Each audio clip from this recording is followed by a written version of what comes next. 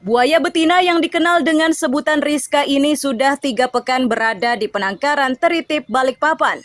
Ini terjadi setelah buaya tersebut direlokasi oleh Balai Konservasi Sumber Daya Alam dari Sungai Guntung Bontang.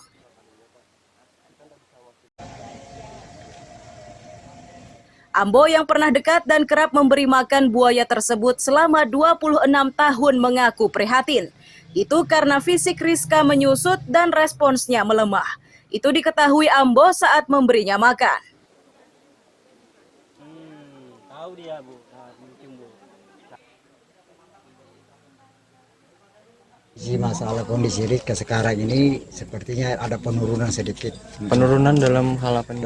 Dalam hal kesehatan maupun fisik maupun mental ya. Karena tadi kadang-kadang kalau di saat di sana kalau saya panggil sekali begitu dia langsung. Ini berapa kali, 3 kali, 4 kali tadi aku panggil baru dia ngerti.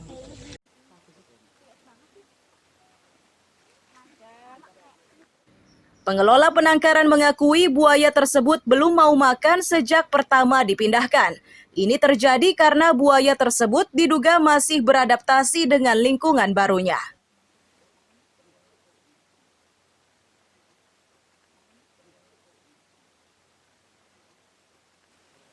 Empat kali si Rizka ada direlokasi ke sini.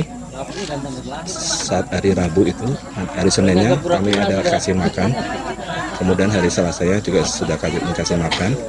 Kemudian 3 hari berikutnya kami kasih makan juga. Tapi ya karena masih dalam masa karantina dan perjalanan jauh, masih belum mau.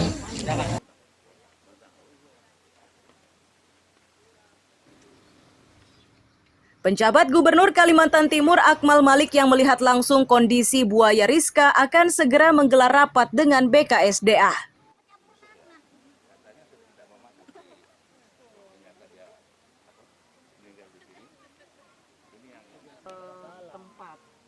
Sebagai binatang buas, dia juga berhak untuk hidup secara di habitatnya. Nah, ini kita carikan solusinya. Sebagai binatang buas, dia hidup di habitatnya, manusia juga bisa hidup secara baik. Nah, ini lagi kita carikan solusi. Nah, nanti saya sudah berbicara dengan BKSDA, nanti pertemuan berikutnya kita segera rapat bersama-sama. Situ aja, tunggu situ. Habis ini baru bisa apa ya. Buaya Rizka ini populer di jagat maya setelah berbagai video diunggah oleh Ambo saat berinteraksi dengan buaya tersebut. Sepanjang interaksinya, Ambo terlihat bercengkrama sembari memberi makan buaya kesayangannya tersebut. Kisah tersebut berakhir setelah buaya Rizka dipindahkan ke penangkaran. Amir Hamzah dan Riani Mantini melaporkan dari Balikpapan. Mana dayungku? Yuk, bismillahirrahmanirrahim.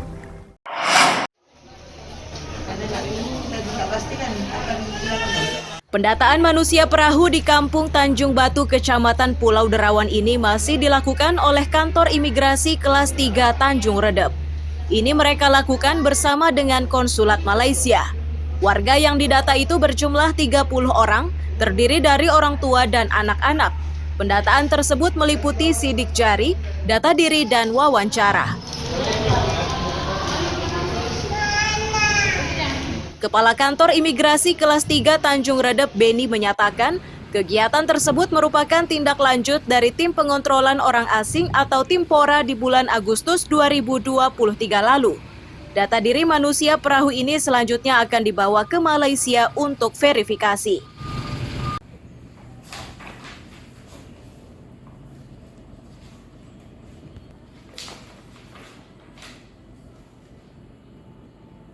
Ini hasil dari rapat Timpora dan operasi gabungan pada bulan Agustus yang lalu, di mana konsulat berkenan meninjau langsung ke lapangan dan mereka sudah mendata dan mengambil foto dari sidik jari manusia perahu yang ada di Tanjung Batu.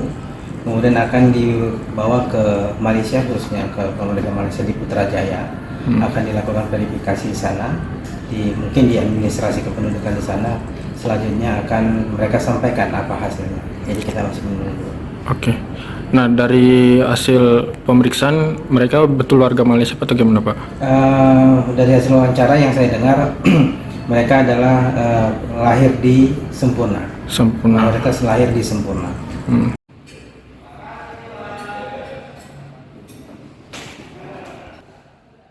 Jika pendataan tersebut menyatakan manusia perahu ini benar dari Malaysia, maka imigrasi Tanjung Redap akan membantu pemulangannya dengan menggunakan paspor darurat.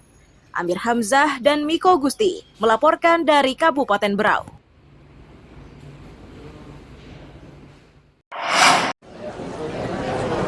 Kami ucapkan selamat pagi, selamat. Forum Zona Investasi Alur Laut Kepulauan Indonesia II atau ALKI II ini berlangsung di Balikpapan Rabu siang.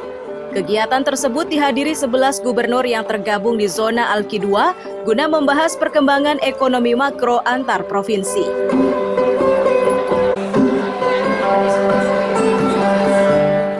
Penjabat Gubernur Kaltim Akmal Malik menyatakan forum ini sangat penting setelah Kaltim ditetapkan menjadi ibu kota negara.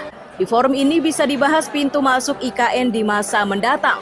Itu harus dipikirkan karena IKN akan makin berkembang dan membutuhkan pintu masuk, mulai dari Balikpapan, Pasir, Penajam Pasir Utara, dan Kutai Kartanegara.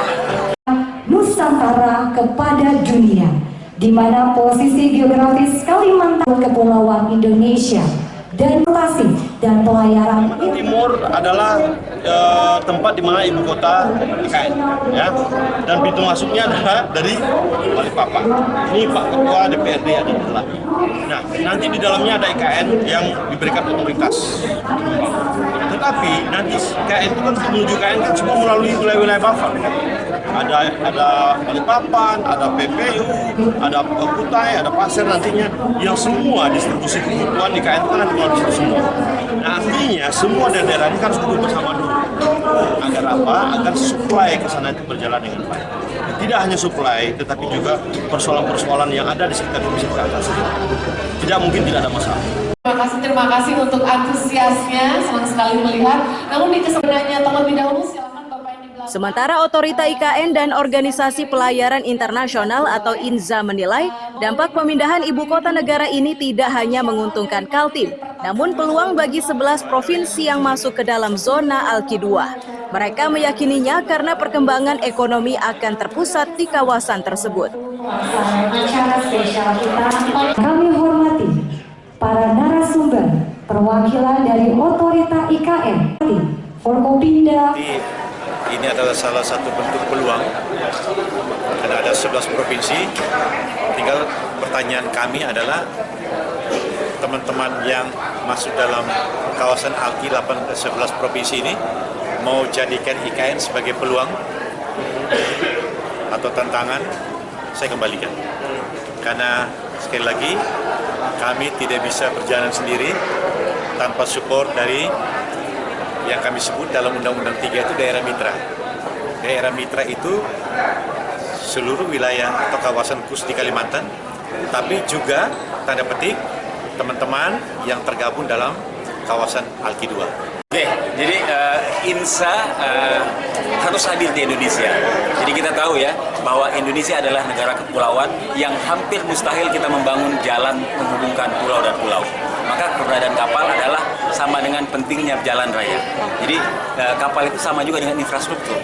Kita nggak bisa bikin jembatan dari Sulawesi ke Kalimantan, maka kita butuh kapal. Nah, menurut INSA sendiri Balikpapan ini kan kalau untuk ALKI II masih terkendala di pelabuhan ya.